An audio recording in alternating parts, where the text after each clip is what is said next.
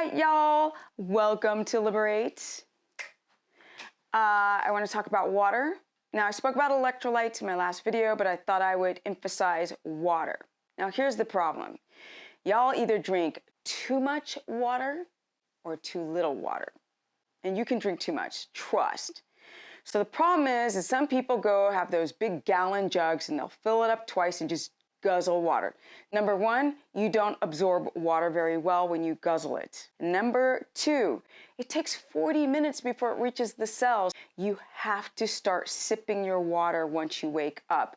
You don't guzzle it, you sip it.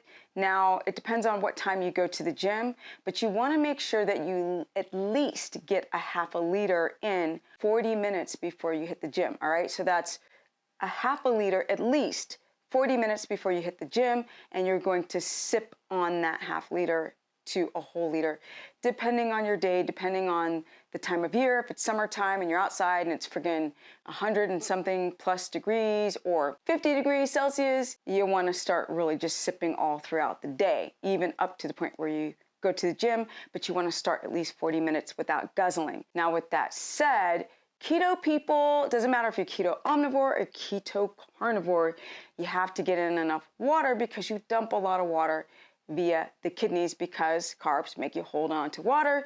You don't eat the carbs, you drop the water. So with that said, I spoke before in my last video about electrolytes, but also this idea of making sure that the water, the sodium, potassium, magnesium is all balanced, but people really don't think about water, how much and what to do as a ketotic person.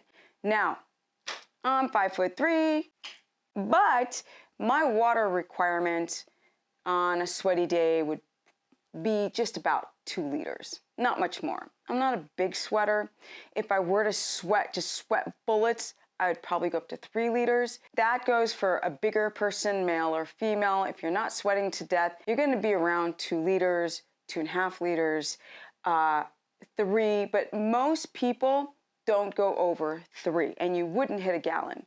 So be careful unless you're in Death Valley or in Arizona where it's 120 degrees and you have to just keep drinking.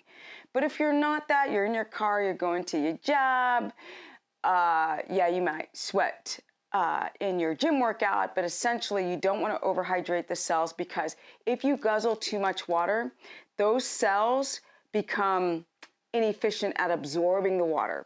So you ever see people who are like constantly drinking water, but they've got dry cotton mouth? That's because they're losing the ability to absorb that water. Don't guzzle, sip throughout the day. The reason why you guys wake up at night is not because you have to pee. It's most likely because you are going through hypoglycemia and blood sugar drops. Body wakes you up, right? Blood sugar spikes through gluconeogenesis so you don't go into a coma, and then you're like, oh, I have to pee. So don't think that drinking water is the reason why you're waking up. It's most likely due to hypoglycemia, unless you're drinking a gallon of water or tea or diuretic right before bed. Now I gotta go. Deuces. Don't forget to go to stephanieperson.com to book a consultation with moi, or you can go to Stephanie Ketogenic on my Instagram, where I post stories every day with great knowledge, or you can go to Stephanie the Business Person on my Facebook fan page. Now I gotta go. For real, deuces.